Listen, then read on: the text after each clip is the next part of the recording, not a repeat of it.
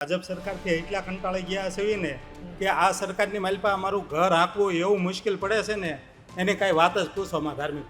અમુક કોર્પોરેટર એવા છે જ્યાં સ્થાનિક છે જ નહીં, એ લોકો સારા વિસ્તારમાં રહેશે, બરોબર, અને એને મૂળભૂત સમસ્યાની ખબર જ નથી કે ભાઈ અહીંયા ગટરની સમસ્યા છે, શિક્ષણની સમસ્યા છે, ટ્રાફિકની સમસ્યા છે, કોઈક લુખાવની સમસ્યા છે, એ નથી. એ સારા વિસ્તારમાંથી રહેશે અને મત માંગવા પાછા આ વિસ્તારમાં આવે છે જે ગીત છે. હા, એ તો ક્યાં વાત છે. તો આ આપણે ગણતરી કરી લઈએ કે ભાઈ 7 ટર્મથી 5 ટર્મથી સરકાર છે તો વિકાસ થઈ ગયેલો હોવો જોઈએ. કેટલામાં છેતરાયા તમે? કેટલા નેતામાં છેતરાયા? હવે છેતરાયા તો મેં તો મારો ગણતરી તો કરું તો ભાઈ છેતરાયા તો ઘણા છેતરાયા, બરોબર, રેડી. પણ હાચાનો સમર્થન દીધું, પણ હાચો બહુમતી થવી જોઈએ ને. 1000 રૂપિયા ભાગમાં આવે, એ કદાચ અમે 1000 રૂપિયાના માવા કે તમાકુનું વ્યસન નથી પીર્યું, એ બાબતે અમે સંગઠનમાં ખર્ચ કરીને આ રીતે અમે ખર્ચ કરી. નહીં, આ બધા તો થોડું કામ કરે તો બધાને ચૂંટણી લડવાના અભરખા જાગે, તમને કેમ નહીં? નહીં, ચૂંટણી આ કોર્પોરેશનની ચૂંટણી જે માગી લેવાય ને કોઈ પાર્ટી પાસે. નહીં, હજી તો આપણે એવા મુદ્દા ઉપર આપણે અપક્ષમાં ઉભા રહીએ કે કોઈ પાર્ટીના નેજા નીચે. અપક્ષમાં શું કામનું? અપક્ષ તો જીતે નહીં, જીતવા દે નહીં. એ વાત આ કોઈ એવા મજબૂત નેતા હોય તો અપક્ષ જીતે, બાકી ક્યાં પરિસ્થિતિ બદલાય છે? માણસોની જ્યારે ગરીબ પરિવાર છે, મધ્યમ પરિવાર છે, જેનો વિચારધારા પરિવર્તન થાય છે ને એના મગજમાંથી, કે લડનારો વ્યક્તિ કઈ બાજુ લડી રહ્યો છે, બોલનારો વ્યક્તિ કઈ બાજુ બોલી રહ્યો છે, ત્યારે પરિવર્તન આવે. ત્યારે અપક્ષ નહીં, પબ્લિક જ્યારે નેતા પસંદ કરશે ને, પાર્ટી નહીં, પબ્લિક જ્યારે નેતા પસંદ કરશે ને ત્યારે પબ્લિકનો ઉદ્ધાર થાય ધાર્મિકભાઈ. ત્યાં સિવાય તો આ રોલમ રોલ હાલવાનો. વિકાસ એવો છે કે વિકાસ કોઈની બાપદાની સંપત્તિ વેચી નથી થતો, એ પબ્લિકના પૈસે જ થાય છે. દારૂના અડ્ડા તો અહીં ચાલુ જ હોય સાહેબ. શિક્ષા સ્કૂલ હોય ને નજીક તો આટલા લોકો દેશી દારૂ પી પીને કેટલા મરી ગયા, એ તો તમારે સિવિલમાં તપાસ કરવી પડે. નહીં, તમારા ધ્યાનમાં હોય, જેમ કે મેં 5 લોકો જોયો, તમારા ધ્યાનમાં? તમે રોડ ઉપર નીકળો ને, બરોબર, રેડી, એટલે 2-3 તો તમને એમને પડેલા પીડ્યા જ દેખાય, સમજ્યા? 2-3 દેખાય. આવી સ્થિતિ સુરતમાં પણ છે. દાખલા તરીકે હું હળપતિ સમાજનો વાત કરું. હળપતિ સમાજને મળ્યું હું, હળપતિ સમાજને વિકાસના નામે શું મળ્યું? હજી રૂલ એના છોકરા કપડા વગર નાટા મારે. તમે સુરત વિસ્તાર લઈ લ્યો, મળ્યું વ્યવસ્થામાં મળ્યું હું સસ્તો દારૂ, બસ, બીજું કાંઈ નહીં ભાઈ. કેમિકલ વાળો દારૂ? હા, સસ્તો કેમિકલ વાળો દારૂ. એ લોકો અડધી પરિસ્થિતિ એની એમને જ પૂરી થઈ ગઈ દારૂ પી, બરોબર. અને આ જગ જાહેર છે, બધાને ખબર જ છે, કોઈને બોલવું નથી ખુલ્લે. નમસ્કાર મિત્રો, સુરત ફરી રહ્યા છીએ અને અત્યારે વરાછામાં છીએ. રાત્રિનો સમય થઈ ચૂક્યો છે, પરંતુ વિચાર્યું કે હજુ પણ અમે ફરીએ, ગલી ખાંચામાં ફરીએ, અલગ અલગ સોસાયટીમાં ફરીએ અને જાણીએ કે લોકો શું કહી રહ્યા છે. અને અમે અલગ અલગ વિસ્તારમાં રાત્રિના સમયે ફરી રહ્યા છીએ. પણ જે રીતે ગુજરાતમાં પાનના ગલ્લા અને ધમધમતું હોય એમ આ ગલ્લો પણ ધમધમી રહ્યો છે. અને આજુબાજુ જોઈ શકો છો, આ પણ વરાછાનો એક વિસ્તાર છે જ્યાં યુવાનો બેઠા છે, વડીલો બેઠા છે. શું નામ તમારું વડીલ? મારું નામ કાનજીભાઈ પરમાર છે. આ વિસ્તાર કયો છે? આ વિસ્તાર વરાછા ગાયત્રીનો વિસ્તાર છે. કેવું છે? રોજગારી કેવી છે? રોજગારી વાત તમારે પૂછવું હોય તો આ લોકો સાથી મિત્રો બેઠા છે અને પૂછી દો એના ધંધા બંધા કેમ ચાલે છે કે નથી ચાલતા. અને મોંઘવારી કેવી છે? મોંઘવારીની વાત કરો માં તમે બાટલા વિશે પૂછો. અત્યારે કેવું છે બાટલામાં? હા, બાટલા વિશે કોઈકને પૂછો કે ભાઈ 25. તમે શું કહે છો? મારું કહેવાનું એવું છે કે ભાઈ 5-5 હજાર દેતા બાટલા મળતા નથી. આ તો આ ચૂંટણી છે, એમાં આ બધા મુદ્દાને જોઈને મતદાન કરશે લોકો? હવે આમાં ક્યાં મતદાન કરે? હું તો એમ કહું, મતદાન છે ને ઈએમ થી નહીં, બેલેટ પેપરથી થવું જોઈએ તો ખબર પડે સાચી. પણ હવે લોકો એવું કે સમય સાથે ટેકનોલોજીનો ઉપયોગ કરવો જોઈએ. એટલા દેશો હાલે છે, એમાં કેટલા દેશોમાં ઈએમ ચાલે છે અને કેટલા દેશોમાં બેલેટ પેપર હાલે છે. એ પહેલાં તમે એ વિશે આપણે લોકોને સમજાવવાના છે. ફરક શું પડે? ફરક પડે જ તને. તો શું આમાં શું પડે અત્યારે ફરક પડે છે? અત્યારે દાખલા તરીકે આપણે આગળ મોબાઈલ હોય તો તમારા મોબાઈલમાંથી મારે વિડીયો લેવો હોય તો તરત આવી જાય. એ રીતે આ ડિજિટલમાં કોઈ પણ વસ્તુ થઈ શકે. બરાબર, શંકા છે તમને? અને તમારો પાનનો ગલ્લો તો હર્યો ભર્યો છે, તો ખૂબ લોકો બેઠા છે, વડીલો બેઠા છે, આપણે તેમની સાથે વાત કરીએ. શું નામ તમારું? મારું નામ રમેશભાઈ બારૈયા. રમેશભાઈ, શું કામ શું કરો તમે? બસ હું આ પાનનો ગલ્લો જ ચલાવું છું. બરાબર, પાનનો ગલ્લો તમારો છે? મારો જ છે. કેટલા સમયથી ચાલે છે? મેં ગઈ હનુમાન જયંતિના દિવસે જે આમનું ઓપનિંગ કરેલું છે. બરાબર. કેવી છે રોજગારી? કેવી છે રોજગારીમાં અત્યારે જે કાંઈ હોવું જોઈએ એની કરતાં 50% પણ રોજગારી અત્યારે લોકોના હાથમાં રહી નથી, બરાબર. અને મોંઘવારીના મારથી સતત લોકો પીડાઈ રહ્યા છે.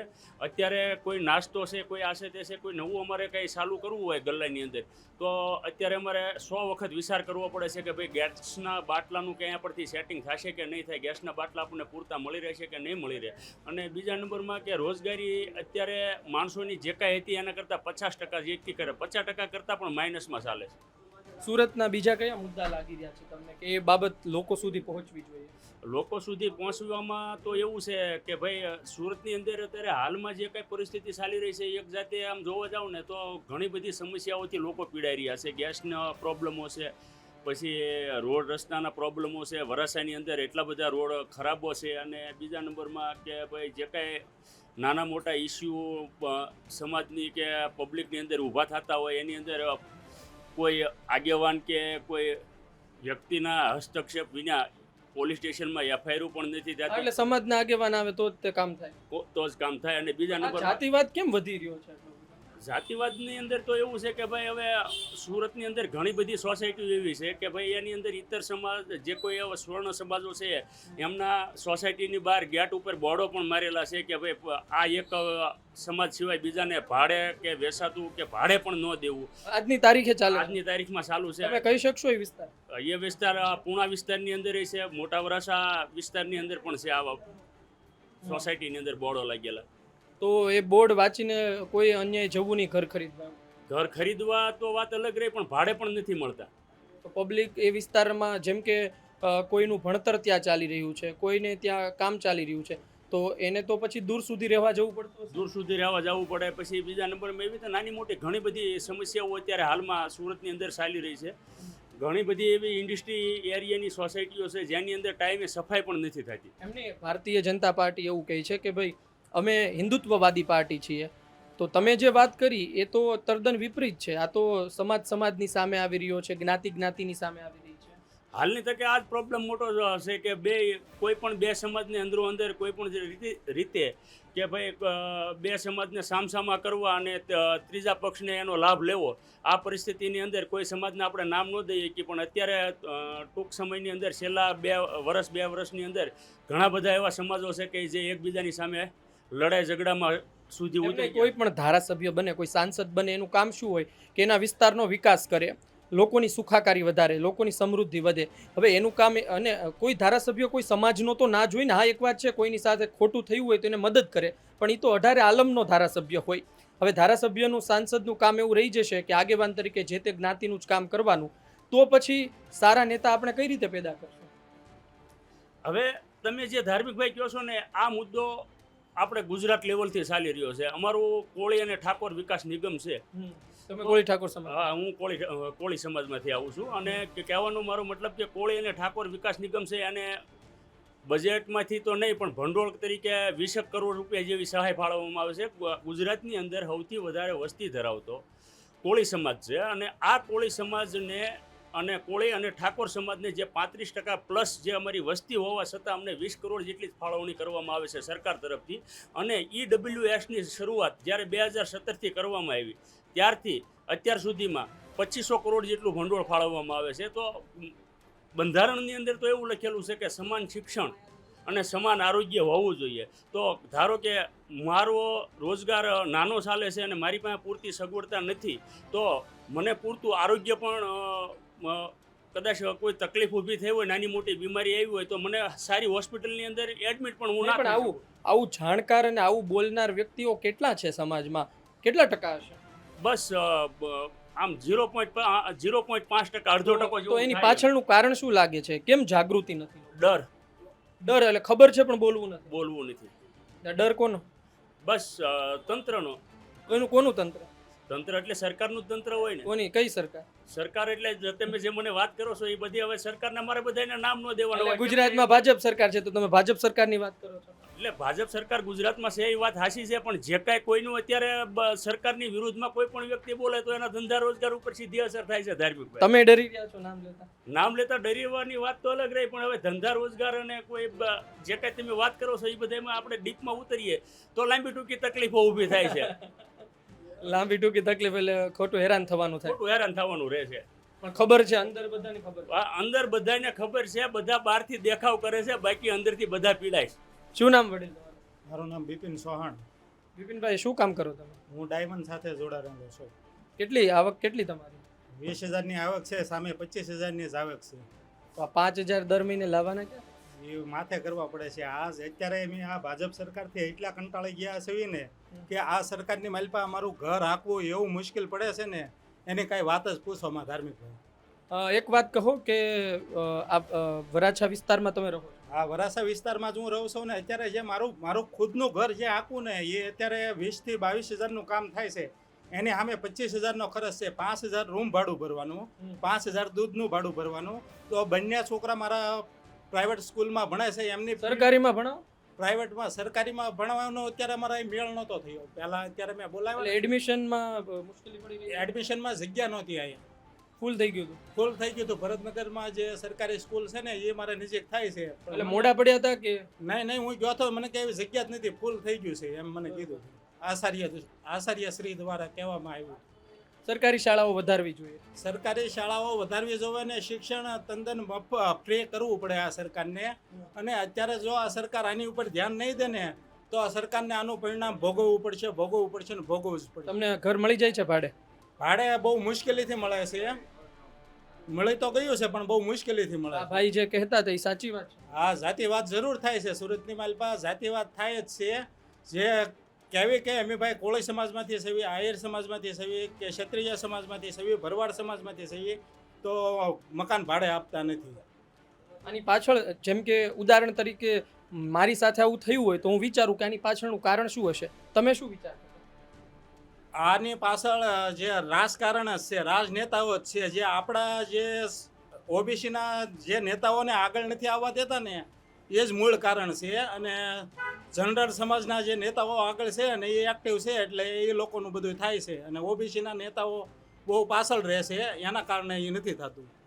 બરોબર છે. તો આને ને એને શું લાગે વળગે? એ કઈ રીતે આગળ જાય, કઈ રીતે પાછળ જાય? સામાન્ય જનતાને આવું ખબર નહીં પડે. સામાન્ય જનતા હજી 90% જનતા હજી સૂતી જ છે. એને કાંઈ ખબર જ નથી કે આપણી નોકરીઓ કેટલી ખવાય છે, આપણા બાળકોને શિક્ષણ પૂરું નથી મળતું, કેટલી સ્કૂલો બંધ થાય છે. એની પ્રત્યે જનતાને 90% કેટલું? તમે કેટલું ભણે? હું 10 નપાસ છું. તો 10 ફેલ છો છતાં આ બધી માહિતી ક્યાંથી લાવ્યા? મારી પાસે, હું જાગૃત યુવાન છું, મારી પાસે તો જાગૃતિ પ્રત્યે માહિતી તો હોય જ તે ને યાર. તો જે તે સમયે તમે ભણવાનું છોડ્યું અથવા તમે ફેલ થયા પછી વિચાર્યું કે આગળ ભણીએ કે પૂરું કરીએ? નહીં, એની પછી મેં એમ જાણ્યું કે મારે સમાજનો જાગૃત યુવાન બનવું છે તો મારે પહેલાં જાગૃત યુવાનને ગોતવો પડે. તે જેથી કરીને મને ચિરાગ ઝાલા માણસ બહુ યોગ્ય લાગ્યો કે આ સમાજમાં કંઈક કરી શકશે. તો હું એની સાથે સુરતના છે? હા, હું ચિરાગ ઝાલાની સાથે જોડાનો ને હું પણ એની રીતે એના પગલે ચાલવા માંડ્યો. એવું છે. તમારું શું નામ છે? મારું નામ લાલજીભાઈ પરમાર. લાલજીભાઈ શું કહે? સુરત શું કહે? ચૂંટણી છે નજીક. ચૂંટણી છે ધાર્મિક ભાઈ, પણ મૂળભૂત સમસ્યા છે ને એની ઉપર તો કોઈનું ધ્યાન જતું જ નથી. દાખલા તરીકે આપણે વેરો ચૂકવવી નગરપાલિકાને કે ટેક્સ સ્વરૂપે સરકારને આપણે કાંઈ જે ભંડોળ ચૂકવતા હોય એના વળતર રૂપે આપણે સરકાર પાસે આશા શું રાખી? આપણા બાળકો માટે શિક્ષણ અને પૂરતું આરોગ્ય. હવે આ વરાછા વિસ્તારમાં તમે જોવો ને તો શિક્ષણ બાબતે 0 છે. વસ્તી એટલી બધી ગીચ છે ને કે ભાઈ સરકારી સ્કૂલોમાં એડમિશન મળતું જ નથી. પ્રાઇવેટ સ્કૂલ રાફડાની જેમ ફાટી પડી છે. બરોબર, રાફડાની જેમ ફાટી પડી છે પ્રાઇવેટ સ્કૂલો, અને સરકારીમાં ક્યાંય એડમિશન મળતું નથી. બરોબર. અને મૂળભૂત સમસ્યા એમ છે કે આ વરાછા વિસ્તાર છે એમાં 12 થી 14 કિલોમીટરમાં ક્યાંય કોલેજ નથી. તમે કેટલું ભણે? હું 12-5 છું. બાળકોને તમારા બાળકો ભણી ગયા? અમારા બંને બાળકો પ્રાઇવેટ સ્કૂલમાં છે. મેં સરકારીમાં પણ ટ્રાય કરેલી પણ મારે લેટ થઈ ગયેલું કે જે કાંઈ થયું હોય. પણ આજકાલ ઇંગ્લિશ સ્કૂલનું પણ બહુ ચલણ. તમે ઇંગ્લિશ મીડિયમમાં તો અમારો વારો જ નથી આવતો. એની તો અમે ફી ભરી શકીએ એટલી પરિસ્થિતિ અમારી નથી. કેમ કેવી ચાલે ફી? કેવી ચાલે સુરત? ફી છે એમ માની લો. તમારા બાળકો કેટલા ભણે? કેટલો ખર્ચ 6 મહિને કરો? હું 6 મહિને માની લો કે મારે 50,000 રૂપિયા તો ખર્ચ મિનિમમ લાગી જ જાય છોકરાને. મારા કમાણીનું 30% મારે છોકરાના ભણતર પાછળ ખર્ચવાનું રહે. સરકાર પાસે અમે આશા રાખી ટેક્સ ભરીને કે વેરો ભરીને કે ભાઈ અમને યોગ્ય શિક્ષણ આપો મુદ્દા. પણ સુરતમાં મૂળભૂત સમસ્યા છે ને એ કોઈને ધ્યાન જ પડતું નથી. સરકારી શાળાની નજીક તમને દારૂના અડ્ડા મળી જાય પણ બીજી સરકારી શાળા નહીં શરૂ થાય. તમને ઘર મળી જાય છે? હા, ઘર આમ જોવા જાય તો જ્ઞાતિવાદ હોય ને, અમુક અમુક જ્ઞાતિવાદ હોય કે ભાઈ દાખલા તરીકે અમુક બોર્ડ જગ્યાએ મારે આપણે સારા વિસ્તારમાં રહેવું, મારે રહેવું છે, મારા આ વિસ્તારમાંથી નીકળી. નહીં, મારું તો એવું કહેવું છે, તમે કેમ એને સારો વિસ્તાર માનો? તમારા વિસ્તારને ડેવલપ કરવાનું કયો સરકારને. પણ ડેવલપ કરવાનું એમ છે કે ભાઈ ત્યાંથી એ લોકો નીકળી જાય. ડેવલપ થાય છે ચોક્કસ જ્ઞાતિઓના ચોક્કસ જ્ઞાતિઓના જ વિકાસ ડેવલપ થાય છે. દાખલા તરીકે હળપતિ સમાજની વસ્તી સુરત જિલ્લામાં મેન છે, બરોબર? હળપતિ આદિવાસી સમાજની મેન વસ્તી છે. હવે હળપતિ સમાજને આ લોકો શું કરે કે ભાઈ અમુક ચોક્કસ જ્ઞાતિઓ જમીનો લઈ લે, પછી એ વિસ્તારમાં સોસાયટી પાડે. હળપતિ સમાજનો જ્યાં કબીલો હોય ને ત્યાં ટીપી ખુલશે. ટીપી ખુલે એટલે ત્યાં એ લોકોને હટાવવાના, કામુક બ્રિજ ઉતારવાના એના જ ફળિયામાં. તો એવો બધો જ્ઞાતિ નહીં, મેં તો જોયેલું છે, લોકો પાસે સાંભળેલું છે, લોકો જ્યારે ખરા અર્થમાં એ પ્રકારની પરિસ્થિતિ સર્જાય ત્યારે રસ્તા પર આવે, આંદોલન કરે. તો સુરતના તો આ પ્રકારના કોઈ આંદોલન ના થાય? લોકો આમાં શું એ જે ચાલે છે એનો સ્વીકાર કરી લે છે કે પછી શું ચૂપ બેઠા છે? ધાર્મિકભાઈ, હું તમને કહેવા માંગુ, જો સુરતમાં અત્યારે કોર્પોરેટરની ચૂંટણી વરાસામાં ચાલુ છે, બરોબર, રેડી? એમાં અમુક કોર્પોરેટર એવા છે જ્યાં સ્થાનિક છે જ નહીં, એ લોકો સારા વિસ્તારમાં રહેશે, બરોબર, અને એને મૂળભૂત સમસ્યાની ખબર જ નથી કે ભાઈ અહીંયા ગટરની સમસ્યા છે, શિક્ષણની સમસ્યા છે, ટ્રાફિકની સમસ્યા છે, કોઈક લુખાઓની સમસ્યા છે, એ નથી. એ સારા વિસ્તારમાંથી રહેશે અને મત માંગવા પાછા આ વિસ્તારમાં આવે છે, જે ગીચ છે. જે સારું ને તો એ તો ડેવલપમેન્ટ કરશે એના જેવું. ડેવલપમેન્ટ થાય તો ક્યાં વાત છે? તો આપણે ગણતરી કરી લઈએ કે ભાઈ 7 ટર્મથી 5 ટર્મથી સરકાર છે તો વિકાસ થઈ ગયેલો હોવો જોઈએ. કેટલામાં છેતરાયા તમે? કેટલા નેતામાં છેતરાયા? હવે છેતરાયા તો મેં તો મારો ગણતરી તો કરું તો ભાઈ છેતરાયા તો ઘણા છેતરાયા, બરોબર, રેડી? પણ હાચાનો સમર્થન દીધું, પણ હાચો બહુમતી થવી જોઈએ ને તારે. કયો નેતા કહો? નેતામાં તો ભાઈ અત્યારે તો ભાઈ સંવિધાન વિશે જે બોલે ને, લોકોના અધિકાર વિશે બોલે ને, એ નેતા ગમે. કોઈ પાર્ટી સામે લેવા દેવા નથી. અધિકારની વાત કરશે, ગરીબોની જાગૃતતાની વાત કરશે, શિક્ષણની વાત કરશે, બેરોજગારીની વાત કરશે, એ નેતા ગમે. પણ આ બધા પબ્લિક જ્યારે મતદાન કરવા જાય ત્યારે તમને લાગે છે કે આ બધા મુદ્દા જોતી હશે? પબ્લિકને તો દેખાડી દેવામાં આવે છે વિકાસ વિકાસ વિકાસ, પણ એ પબ્લિકને એ નથી ખબર કે ભાઈ ચોક્કસ સમુદાયનો વિકાસ થાય છે. દાખલા તરીકે તમે મજૂરા સીટ લઈ લ્યો. મજૂરા સીટ છે આપણે હર્ષભાઈ સંઘવીનું. હું કોળી છું, કોળી સમાજ. કોળી સમાજ. કયું મૂળ ગામ કયું તમારું? મારું અમરેલી જિલ્લાનું. અમરેલીમાં તો આયા ઘણા વર્ષોથી? હા, ઘણા વર્ષોથી આવ્યો. મજૂરા સીટ છે ને, આ મારું કોળી સમાજનું, પટેલ સમાજનું મતદાન, કોળી પટેલ સમાજનું 90,000 છે, બરોબર, રેડી? સ્થાનિકમાં તમે જોવા જાઓ તો મૂળભૂત સમસ્યામાંથી ત્યાં એ લોકોને નાબૂદ કરી દીધા, બરોબર, કોઓપરેટરમાંથી કે નગરપાલિકાઓમાંથી ટિકિટો નહીં આપતા, નાબૂદ કરી દીધા એ લોકોને. ઝંખનાબેન એક એવા વ્યક્તિ હતા જે 84માં 2022ની ચૂંટણીમાં ફર્સ્ટ નંબરનું મતદાન પહેલા જીતા અને ફર્સ્ટ નંબરનું મતદાન એ લાવ્યા હતા, છતાંય આ વખતે એની ટિકિટ ન દીધી. ભાજપ તો એમને ફરી લઈ આવ્યા. જગદીશભાઈ વિશ્વકર્માની ટીમમાં છે, એ તો અધ્યક્ષ હવે બનાવ્યા એને. હવે એની બનાવ્યા તો ચૂંટણી આવી એટલે જરૂર પડી, બરોબર, રેડી, કે હવે કોળી સમાજને આગળ કરો. અને 1% જેની વસ્તી છે, હર્ષસંઘવીની 1% વસ્તી છે, જે સરપંચની સભ્યપદ ભરે ને એમાં ન ચૂંટાય, પણ દેશનું, આપણા ગુજરાતનું અર્થતંત્રનું અડધો વહીવટ સંભાળે. એમ નહીં, પણ આપણે સારા સમાજનું નિર્માણ કરવું હોય તો આપણે તો વ્યક્તિ જોવાનું હોય ને, જ્ઞાતિ શું કામ જોવી? જો જ્ઞાતિ વ્યક્તિ અમે જોઈ, બરોબર, રેડી, પણ જ્ઞાતિ વ્યક્તિ જોતા હોય તો અમારા સમાજનો એ વ્યક્તિએ વિકાસ કરવો જોઈએ કે નહીં? નહીં કરતા. નહીં. બિન અનામત વર્ગને 2,000 કરોડનું એના ગ્રાન્ટ આપી દે એના નિગમમાં, બરોબર, રેડી? અમારા કોળી ઠાકર વિકાસ નિગમમાં ગ્રાન્ટ મળી નથી. એમને ખબર છે, ઘણી વખત નેતાઓને કોઈ રજૂઆત કરવા જ ન જતું હોય, એ કહે કે ચાલો એ ચાલવા દો.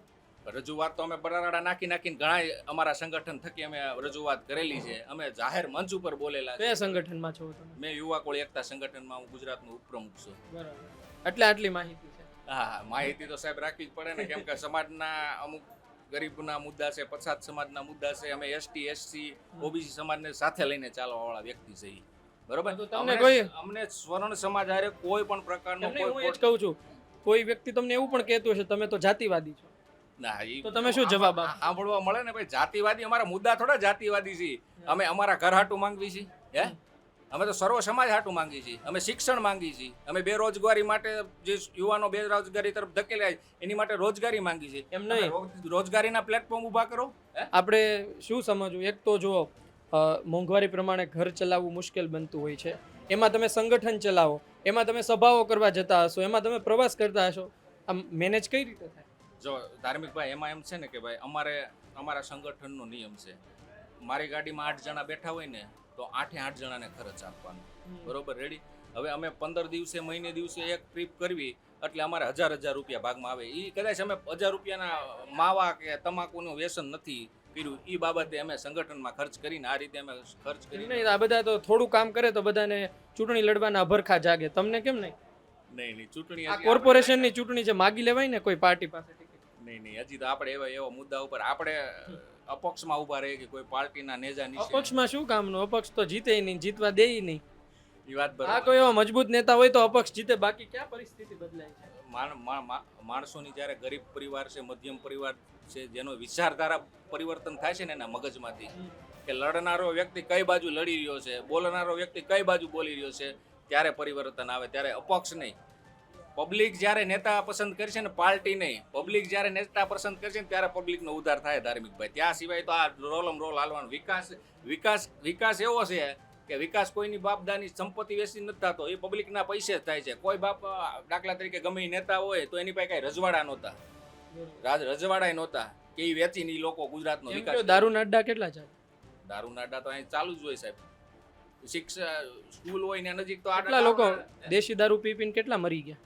એ તો હવે તમારે સિવિલમાં તપાસ કરવી પડે. નહીં, તમારા ધ્યાનમાં હોય, જેમ કે મેં 5 લોકો જોયો, તમારા ધ્યાનમાં છે? તમે રોડ ઉપર નીકળો ને, બરોબર રેડી, એટલે 2-3 તો તમને એમને પડ્યા જ દેખાય, સમજ્યા? 2-3 દેખાય. આવી સ્થિતિ સુરતમાં પણ છે. હવે દાખલા તરીકે હું હળપતિ સમાજનો વાત કરું. હળપતિ સમાજને મળ્યું હું, હળપતિ સમાજને વિકાસના નામે શું મળ્યું? હજી રૂલ એના છોકરા કપડા વગર નાટા મારે છે. તમે સુરત વિસ્તાર લઈ લ્યો, મળ્યું વ્યવસ્થામાં મળ્યું હું સસ્તો દારૂ, બસ બીજું કાંઈ નહીં ભાઈ. કેમિકલ વાળો દારૂ હા, પીને મરી ગયા. સસ્તો કેમિકલ વાળો દારૂ. એ લોકો અડધી પરિસ્થિતિ એની એમનેમ જ પૂરી થઈ ગઈ દારૂ પી પી, બરોબર. અને આ જગ જાહેર છે, બધાને ખબર જ છે, કોઈને બોલવું નથી ખુલ્લે આમ. પણ નેતાઓનું કામ તો એ છે ને કાયદાનું પાલન કરાવે, તો દારૂના અડ્ડા બંધ કરાવે. કાયદાનું પાલન આમાં ક્યાંથી કરાવે? હવે તમને મુદ્દાની એક વાત કહું. આજથી આયુષ્માન વોક હતા, અહીંયા સુરતના કલેક્ટર હતા, બરોબર રેડી. 1.5 વર્ષ સુરતની અંદર રહ્યા, બરોબર. 2000 કરોડનું કૌભાંડનો આક્ષેપ લાગ્યો એની ઉપર. વિચાર કરો એની એક દીની આવક કેટલી થઈ છે. 2000 રકમ જ મોટી છે, એમાં પાછળ કરોડ લાગે. હા, એટલે આટલું કરોડ કૌભાંડ. એટલે એક દિવસના એને લગભગ ઓછામાં ઓછો 1 કરોડ રૂપિયા ઈ કૌભાંડમાં આપણે ગણતરી. એને કર્યો છે કે નથી કર્યો એ આપણને નથી ખબર. ઈ સરકારનો વિષય છે, એની કોર્ટનો વિષય છે, પણ આક્ષેપ લાગ્યો હતો, આરોપ લાગ્યો હા. એટલે સુરતની પોલીસને આપણે કહેવા માંગી છીએ કે ભાઈ દારૂના અડ્ડા ખુલ્લેઆમ ચાલુ જ છે. આપણે નથી કહેતા કે ભાઈ બધા લોકો, જનતાને ખબર છે, પણ હિંમત ક્યાંથી લેવા જાવી? બુટલેગરો દાદાગીરી કરે. બુટલેગરો હવે ઈ તો દાદા બુટલેગરોના નામ ન લેવાય ને, કાલ મારી ઘરે આવી છે ભાઈ. તો એવું છે એમ ને? શું નામ વડીલ તમારું? મારું નામ ભીખુભાઈ રાઠોડ છે. આ ભાઈ કહે છે સાચી વાત છે, બુટલેગરોનો પણ ત્રાસ છે.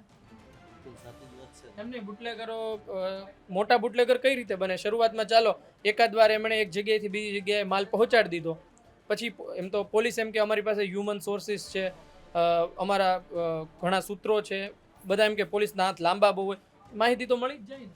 લાંબા તો હાથ હોય પણ હપ્તા સુધી પહોંચી જતા હોય ને એટલા લાંબા હોય. નહીંતર હમણાં જ હજી કોરોના ગયો 2019માં, માણસને એક તમાકુ જોતી હોય, બીડી જોતી હોય તો નથી મળતી. એટલી પોલીસ સ્ટ્રીક હતી કે નહીં? હતી ને. તો પોલીસને જો ધારે ને તો કોઈ એક પણ વ્યસન ન મળી શકે ગુજરાત. પોલીસ ધારે તો. જે એ સમય બી આપણે જોઈ જ ચૂક્યા છે. નાયબ મુખ્યમંત્રી તમારા સુરતના છે, સુરત ના હોય કે કોઈ પણ ના હોય, ગમે ત્યાં હોય, એમથી કઈ ફરક નથી પડતો. પણ પોતાના વિસ્તારમાં તો પહેલા જુએ ને. પણ હાલો તમે આપણે એના પોતાના વિસ્તારમાં જઈએ, ત્યાં તમને તમે કહો એટલા અડા બતાવું. દેશી દારૂના દેશી દારૂના, વિલાયતી દારૂ જોઈએ એ મળે છે સુરતની અંદર. અને દારૂ કરતાં બી વિશેષ પરિસ્થિતિ એવી છે કે જે આ ડ્રગ્સ, તમે વિચારો, કોઈથી કલ્પના ન થાય. આજે તમને કહું, નાના નાના છોકરા આ બધી જે ઘટનાઓ ઘટે છે એનું કારણ શું છે? માણસ નશામાં એટલું કરે છે, દીકરો એના બાપને મારી નાખે છે, એમના બાની ઉપર ગમે ત્યારે ઘા કરે છે પૈસા ન આપે તો. આટલી બધી પરિસ્થિતિ છે આ સુરત. એટલે ડ્રગ્સ પણ વહેંચાઈ રહ્યું છે. દુનિયાનું વેચાય છે. તમે જોવો છો, તમે મીડિયાવાળા જ ક્યાંક ને ક્યાંક પકડીને તમે બતાવો છો. ઘણી જગ્યાએ તમે મોલો હોય છે, ત્યાં તમે ટોયલેટમાં જાઓ એટલે ક્યાંક ને ક્યાંક તમને પડી ગયું જોવા મળે જ છે. બીજા શું મુદ્દા છે સુરતના તમારી દ્રષ્ટિએ? સુરતના મુદ્દા તો ધાર્મિકભાઈ કદાચ આમાં તમે 10 દિવસ લગન સતત વર્ણના કરીએ ને તોય ખૂટે નહીં એટલા છે. પહેલો મુદ્દો તો હું કહું, આ જેટલા મહાનગરો છે કે નહીં મહાનગરો, એમાં આ ઓબીસી એસટી એસસી સમાજના જેટલા લોકો છે ને એ લોકોની સ્થિતિ તો એટલી બધી ખરાબ છે ને કે એની કોઈ વાત પૂછો. આજે આ અમારે માની લો ઘનશ્યામનગર છે, જગદીશનગર છે, ગાયત્રી છે, આ બધી જે સોસાયટી છે ને પૂણા ગામથી માંડીને, એમાં બધા ઓબીસી એસટી એસસીના છોકરા બધા રહે છે ને એ બધા નાના જ પરિવારો કે સગડિયું ચલાવે છે અને 15-20 હજાર રૂપિયા કામે છે, માણ કરીને એનું ઘર હાલે છે. આ હમણાં એક્ઝામ બાળકોની પતી જાહે પછી એડમિશન લેવા માટે છે ને અમે એક સામાજિક આગેવાનો છીએ, એટલે લોકો અમને મળે કે ભાઈ અમારા છોકરાનું એડમિશન કરાવો, કેમ કે પ્રાઇવેટમાં તો બિચારા ફી ભરી શકે નહીં. એડમિશન એ તો માતા પિતા જાતે જશે ને તો એડમિશન આપી જ દઈ ને. એડમિશન કઈ રીતે આપે? માની લો કે 40ની સંખ્યા હોય ત્યાં 70 બાળક થાય, કઈ રીતે એ ભણાવી શકે? એટલે શરૂઆતનો જે પહેલો દિવસ હોય ત્યારે પહોંચી જવાનું, એટલે ક્રમમાં 40નો વારો આવે. પણ કેટલા અમુક માની લો કે જે અહીંના હાલના બી કોઓપરેટરો બી જે હોય છે ને એ બી પ્રિન્સિપલોને અગાઉ ફોન કરીને કે એટલાને એડમિશન તમે દઈ દેજો. હવે ઓલા તો બિચારા એમાં પણ લાગવું હા લાગવગ તો પુષ્કળ જ. ઘર મળી ગયું તમને? ઘર તો મળે પણ હવે માંડ કરીને મળે. ખાલી આપણે એમ કહે કે ભાઈ કઈ જાતિ, ઓબીસી માંથી કોઈ પણ જાતિનું નામ ગયો, આહિર, ભરવાડ, ઉતાર, મોસી, રબારી, કોઈ પણનું નામ ગયો એટલે એમ કે ભાઈ અમે એને નથી દેતા. અમે પૂછીએ હોત ને કે ભાઈ તમે ન દેવાનું કારણ શું એમ, તો કે અમે દેતા જ નથી એમ. કાંઈ એવું કહે કે તમે માથાભારી કોમ છો, આવું કહે છે. અત્યાર સુધીમાં તમે અહીંયા સુરત શહેરની અંદર તમે જુઓ, જેટલી બધી હત્યાઓ થાય, જેટલા બધા ફ્રોડ થાય, પૈસાના એટલા બધા ફ્રોડ થાય છે, કરનારા કોણ છે મને બતાવો. કોના નામ આવે છે? નાનો માણસ તો હીરા ઘસવામાંથી નવરો નથી થતો, એ બિચારો ક્યાં ફ્રોડ કરવા જાવ? માણ કરીને ઘર ચલા, 2 દિવસની રજા પડી હોય તેનો આખો પરિવાર વિખાય છે. શું કરવાનું? એટલે આવી બધી સમસ્યાઓ છે. અને તમે રોડ રસ્તાની વાત કરતા હોય તો તમે હમણાં જ્યાં રોડ બનાવી છે ને, તમે આ 2 મહિના જવા જઈ પાછો રોડ તોડી નાખશે. કેમ કે એમ કહે છે આમાં ગટર બાકી છે. તો ગટર તમને બાકી જ છે તો તમે રોડ જ શું કરવાનું બનાવો છો? મોંઘવારી કેવી છે? મોંઘવારીની તો કોઈ વાત જ પૂછોમાં. હજી આ ચૂંટણી પતશે ને એટલે એવી બધી મહામારી ઊભી થવાની છે ને કે લોકોને અહીંયા સુરત શહેરની અંદર રહેવું જ મુશ્કેલ થઈ જાય. સુરતમાં તો રૂપિયા કમાવા આવે છે, બાકી તો લોકો ગામડાના છે. સુરતમાં રૂપિયા કમાવા આવે છે પણ કોણ? અહીંયા કોઈ નાના માણસને તો કમાય એવું છે જ નહીં, નથી એની પાસે પૂરતો રોજગાર. હવે તો હીરાનો ધંધો છે, સાડીનો ધંધો છે. તમે આવો 5 સગડીવાળાને જઈને પૂછો કે કારખાના જઈને તમે પૂછો તો તમને ખબર પડે. એટલે હીરા વેપારીઓ અને બધા નારાજ છે. અમે વાત કરી હતી એમની સાથે, પણ વાત એ છે કે અલગ અલગ ઘણા ધંધા હોય, જેમ કે એક ધંધો તો ના હોય ને બહુ બધા ધંધા આપણે ત્યાં લોકો કરતા હોય છે. અલગ અલગ ગામડેથી આવીને ઘણા અહીં નોકરી કરતા હોય, પ્રાઇવેટમાં કામ કરતા હોય, ઘણા લોકો અહીં નાની મોટી દુકાન ખોલીને કામ કરતા હોય.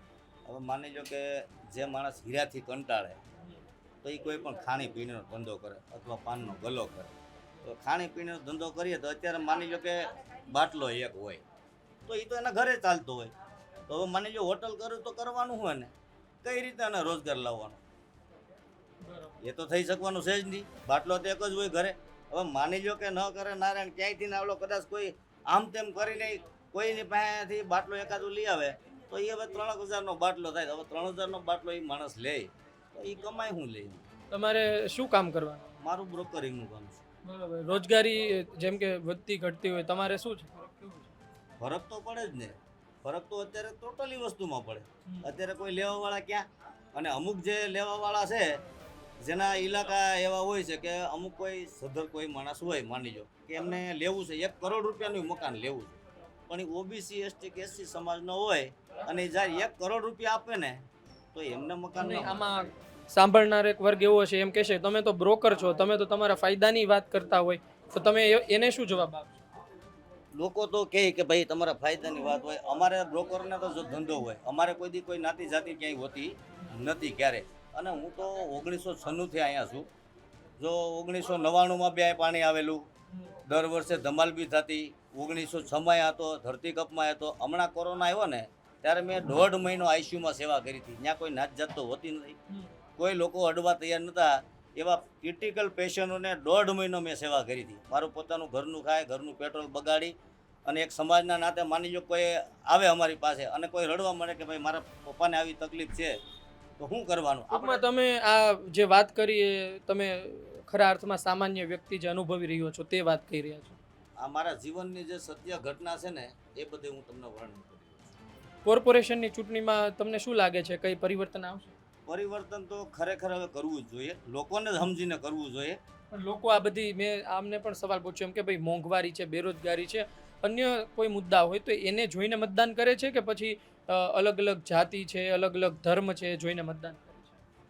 ધર્મ અને જાતિને કાંઈ લેવા દેવા નથી એવું બધું કાંઈ, કે માની લો કે અમુક છે બધું એવું બધું કે હવે મારે તો એની વિશે આડી ધર્મ વિશેને વાત કરું તો બહુ બધું ઘણું બધું છે. પણ લોકો આ જોઈને મતદાન વધારે કરે છે એવું માનવું છે રાજકીય વિશ્લેષકોનું. પણ જો આ તો બધા રાજકીય એજન્ડા હોય એ લોકોના, કે તમને ધર્મથી લડાવીને વોટ લઈ લે, જીતી જાય પછી કયો ધર્મને કાંઈ લેણા દેણા હોતા નથી. અમુક જગ્યાએ અમુક સમુદાયના ખૂબ વિરોધ કરે છે આખું વર્ષ. આજ હમણાં આવનારી સ્વરાજની ચૂંટણીમાં 110 ટિકિટ આજ બીજેપી સરકારે આપી છે, કાયમી એના વિરોધ જ કરતા હોય. તો આ હતા અહીંના લોકો, વરાછાના લોકો, જેમની સાથે આપણે વાત કરી. અને સુરતમાં અમે ફરી રહ્યા હતા. વાત એ જ હતી કે એ સામાન્ય લોકોને મળીએ, એવી જનતાને મળીએ કે જેના સુધી આજ સુધી મીડિયા ન પહોંચી હોય, તેમના સુધી કોઈ માઇક ના પહોંચ્યું હોય, જે પોતાની વાત મૂકી શકે, વર્ષોની દાજ ઉતારી શકે, સીધી ભાષામાં કહું તો. પણ ઘણા આગેવાનો છે, ઘણા લોકો છે, એમણે પોતાની વાત મૂકી છે. સુરતના મને લાગે છે ઘણા લોકો આ વિડીયો જોતા હશે, ઘણા લોકો વરાછા બહારથી જોતા હશે, ને ઘણા લોકો આમાં જે ફરિયાદો કરી એમાં પોતે એ આરોપી પણ હશે, એટલે કે એણે એવું ખોટું કર્યું પણ હશે. તો આ વિડીયો જોયા બાદ તેઓ પણ વિચારે કે હવે આપણે સુધરવાની જરૂર છે, કદાચ કંઈક ખોટું કામ કરતા હોય તો એ ત્યાં રોકી દેવાની જરૂર છે. તો પણ આપણને એવું લાગશે કે આ વિડીયો આપણો બરોબર ગયો છે ને. તમે કોઈ એવું ન કરી શકો તો આ વિડીયો લાઇક કરીને અન્ય લોકો સુધી પહોંચાડી દેજો, જેનાથી એ પણ આ વિડીયો સાંભળે અને સમજે કે સુરતની પરિસ્થિતિ શું છે. ધન્યવાદ.